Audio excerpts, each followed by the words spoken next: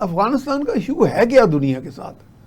یہ ہر ایک سے لڑتے ہیں، چلو جو ہمیں تو اپنا نہیں سجن سمجھتے، ہم نے تو ان سے بڑی وفا نبھائی، تو کبھی ہندوستان کو سجن سمجھ لیتے ہیں، کبھی اسرائیل کو.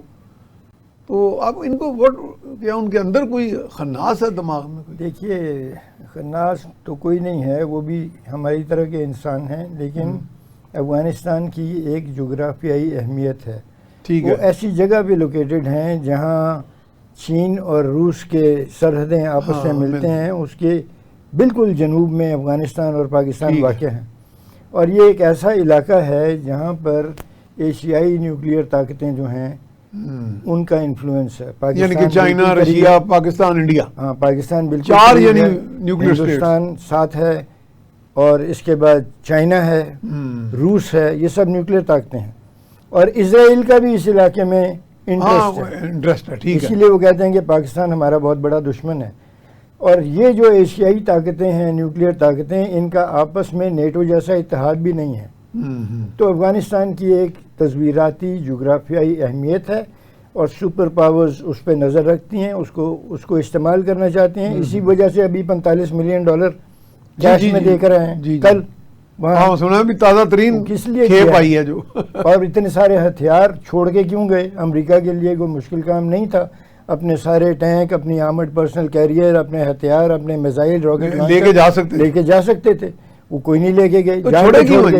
چھوڑے کیوں؟ وہ چاہتے تھے کہ ایک خاص طبقہ وہاں پر برسر اقتدار آئے، لوگوں کو دبا کے رکھے، ان کو پسماندہ رکھے، تاکہ جس وقت ہمیں چاہیے ہم وہاں جا کے اپنی بیسز بنا لیں. اچھا بریگیڈیئر صاحب، آپ ذرا بہتر بتا سکتے ہیں، کیونکہ بعض کا ڈپلومیٹس اپنے اسٹیٹ سیکرٹس نہیں بھی بتاتے.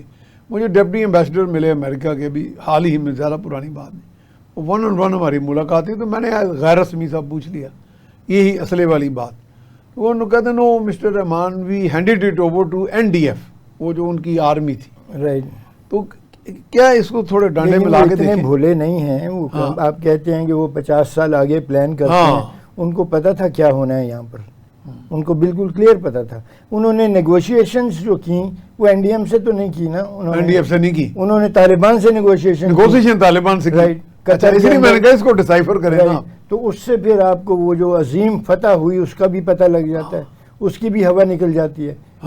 عظیم فتح کے مخالف جن کو شکست ہوئی وہ $45 ملین دے رہے ہیں آپ کو کیش آ کے. تو یہ اصل میں یہ فتح ہے نا کہ اتنا مال آ رہا ہے. جو بات ہے مال میں اتنا آ رہا ہے، اصل تو فتح یہ ہے. تو مذہب کا لبادہ ہے، مذہب کو استعمال کرنے کا کارڈ ہے. اندر سے بات میر تقی میر والی ہے. شیخ جو ہے مسجد میں ننگا، رات کو تھا مے خانے میں، جبہ خرقہ کرتا ٹوپی مستی میں انعام کیا.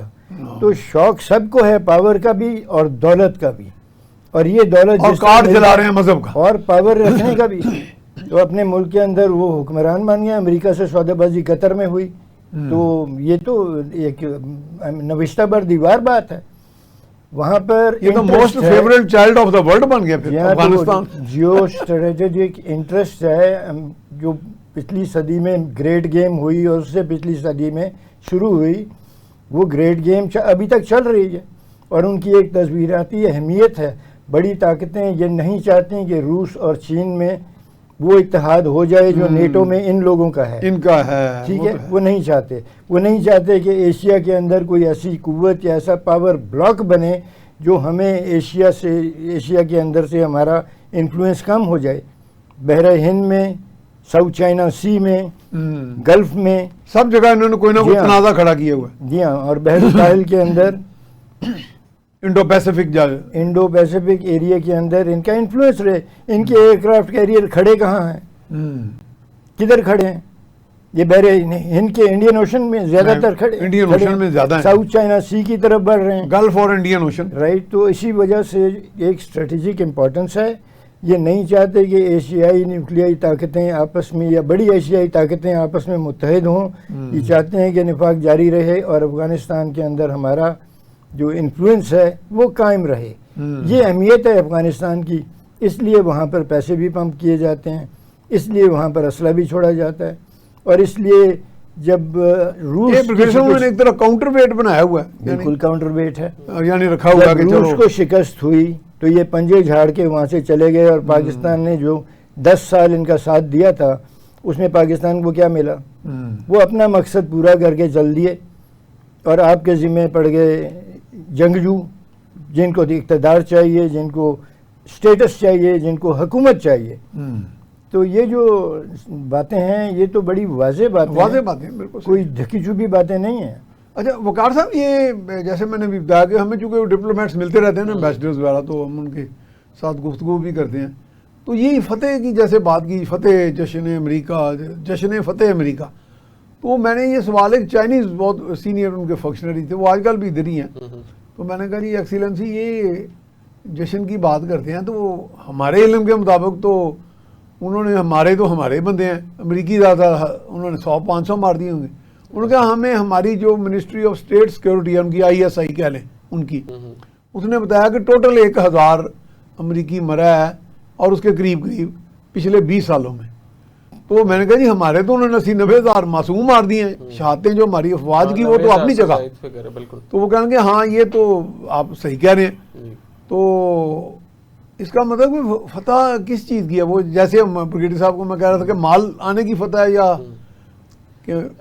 دیکھیں میاں صاحب، اس میں بات یہ ہے کہ افغانستان نے نا ہمیشہ سے وہاں کی جو NDS ہے اور وہاں کی گورنمنٹ ہے، اس نے پورٹرے کیا ہے کہ جو افغانی طالبان ہے وہ ہمارے کنٹرول میں نہیں ہے، یا عمائدین جو ہے ہماری سنتے نہیں ہیں. اب بلی تھیلے سے باہر آ گئی ہے. جو یہ پچھلے 2 مہینے میں ٹینشن ایسکلیٹ ہوئی ہے پاکستان اور افغانستان کے مابین، تو بیسکلی ان سے کنٹرول بھی ہوتے تھے، مینیور بھی یہ ان کو کرتے تھے، اور امریکہ سے یہ فنڈ لیا کرتے تھے، اسرائیل سے فنڈ لیا کرتے تھے، اور بھارت سے فنڈ لیا کرتے تھے.